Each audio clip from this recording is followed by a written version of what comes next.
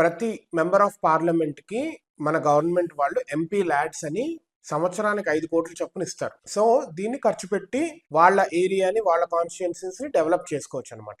Like ఈ డబ్బుల్ని roads కి, డ్రింకింగ్ వాటర్ కి, శానిటేషన్ కి, స్కూల్స్ కట్టడానికి, స్ట్రీట్ లైట్స్ బాగు చేయించడానికి, హెల్త్ ఫెసిలిటీస్ కోసం అని చెప్పి, లేకపోతే అదర్ ఇన్ఫ్రాస్ట్రక్చర్ అనేది డెవలప్ చేయడానికి వాళ్ళు వాళ్ళ కాన్స్టిట్యుయెన్సీలో వాడుకోవచ్చు. సో ఒక independent social media activist YTKD India అని ఇతను నరేంద్ర మోదీకి, రాహుల్ గాంధీకి డిఫరెన్స్ వైజ్ లైక్ వీళ్ళిద్దరిని కంపేర్ చేస్తూ ఈ ఎంపీ ల్యాడ్స్ ఫండ్స్ వీళ్ళిద్దరికి వచ్చినాయి కదా, వీళ్ళు ఎలా ఖర్చు చేశారు, ఎవరు ఎంత ఖర్చు చేశారు అని ఒక అనాలిసిస్ చేశారు. అంటే ఈయనేమి సెపరేట్ చేసింది కాదు, ఆల్రెడీ ఆ డేటా పబ్లిక్ గా అవైలబుల్ ఉంది కదా, దాన్ని తీసుకుని ఒక పోస్ట్ లా చేశారు. అయితే let us get in to this. ఎవరు ఎంత చేశారు, ఎందుకు అంత వ్యత్యాసం ఉంది అనేది కూడా చూద్దాం. 2019 to 2024 అంటే 17th లోక్సభలో నరేంద్ర మోదీ గారికి ఎంత ఫండ్స్ అలొకేట్ అయింది? 10.77 crores, 10,77,00,000 ఇంత ఫండ్స్ అలొకేట్ అయినాయి నరేంద్ర మోదీ గారికి. దీంట్లో ఎంత ఖర్చు చేశారు? 10,75 కోట్లు ఖర్చు చేశారు. 10.75 ఖర్చు చేశారు. ఎన్ని వర్క్స్ రికమెండ్ అయి ఉన్నాయి?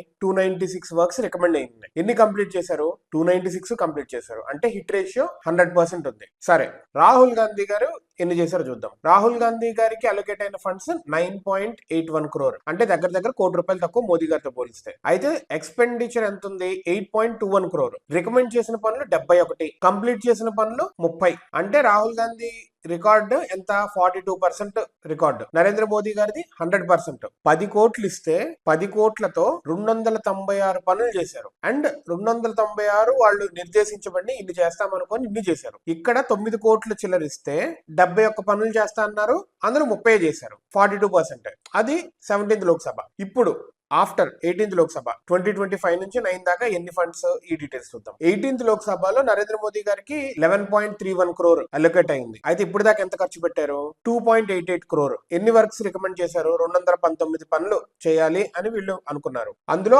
ఆల్రెడీ 43 కంప్లీట్ చేసేసారు. అయితే పర్సంటేజ్ ఎంత ఉంది? 20% కంప్లీట్ అయిపోయింది ఆల్మోస్ట్. రాహుల్ గాంధీకి 9.80 crore అలొకేట్ చేశారు. అందులో ఇప్పటిదాకా ఖర్చు పెట్టిన 47.97 lakh మాత్రమే. అందులో రికమెండెడ్ వర్క్స్ 148 రికమెండ్ చేస్తే ఇప్పటిదాకా 3 అయినాయి. అంటే 2% అయింది. నరేంద్ర మోదీ గారిది ఇప్పటిదాకా 20% అయింది, 10 times more. So this shows డబ్బులు అలొకేట్ చేసిన నీ నియోజకవర్గానికి, నీ కాన్స్టిట్యుయెన్సీకి పని చేయరా బాబు అని గవర్నమెంట్ ఇస్తున్నా ఎంత లైక్ డెడికేటెడ్ గా, ఎంత గట్టిగా డెవలప్ చేయాలి అని అనుకుంటున్నారు అనేది పబ్లిక్ గా తెలిసిపోతుంది. ఒక పిఎం క్యాండిడేట్ అని చెప్పి, ఇప్పుడు ఆబ్వియస్లీ ప్రియాంక గాంధీ అడ్డొస్తుంది అనుకో, పిఎం క్యాండిడేట్ నేను అవుతానని చెప్పి.